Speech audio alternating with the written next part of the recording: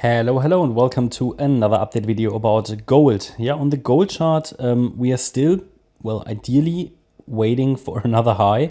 I'd still love to see here one more high. We've had a little bit of a reaction here to our support area. Support is at 1944. We don't want the support level to break, so it's basically the 50% retracement level of the rally to the upside. Let me just double check. Yep. So it's the length of the third wave, and this is based on that, the ideal fib zone for retracement and a target for wave 4 basically. So ideally it's not dropping below 1944. That would be quite helpful to continue to remain focused on the upside. It's the main pivot point. Below that level, it would open the door to lower lows in the green support region. Could all of this already be a 5-wave move? Yes, but it's not reliable. We're always watching for the most reliable patterns. I mean, the task of an Elliott wave analyst is to narrow down the most probable scenarios as much as possible to get to the most probable wave counts, yeah, and setup. So if I tell you now this is already 5 waves up, no, just because I can put 5 waves somewhere, then the risk is just too high that it will break down. Surely, I think it will. I mean, if I give you a setup after that, yeah. So what I will do though, if we break below 1944, I will certainly entertain the idea that this could have been 5 waves, but it's not yet what I want to see for a reliable 5-wave move to the upside. We're dealing with quite a complex wave 4 correction. Wave 4 corrections can be quite messy.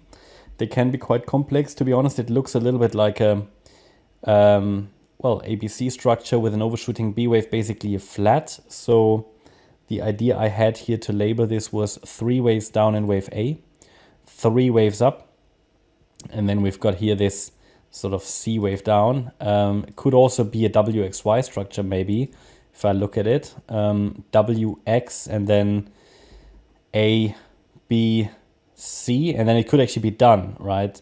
It could actually be done. It might need another low, but you know, it's done what it needs to do. In terms of Fibonacci extensions, yeah, if I take the length of this A wave, go to the high of the B wave, normally we're watching for the 1-to-1 ratio as one target, or the 1.618. I mean, that was perfectly reached. So if we now see follow through to the upside, I would be very happy to say, okay, this could be the wave 5. We would get further let's say, confidence that a wave 5 has started if we see the break above the last swing high at 1978. Better would be a break above this high at $2,011, and the ideal fib range for this wave 5 of 1 would be between 2,057 and 2,107. Afterwards, I would like to see a pullback. That would be our wave 2.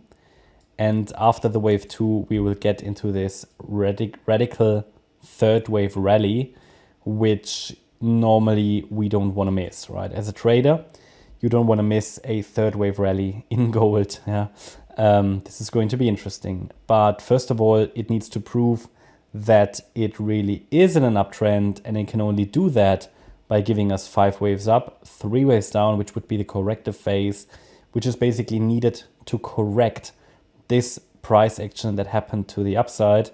It's a corrective move, which means it consists only of 3 waves after we had 5 waves up. That's the most simple form of a trend. And it should put in a higher low.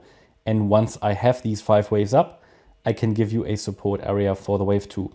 Before then, this third wave rally should take place. Yeah, I don't think there is much more to add, so I hope you liked the update. If you did, please hit the like button, leave a comment and subscribe.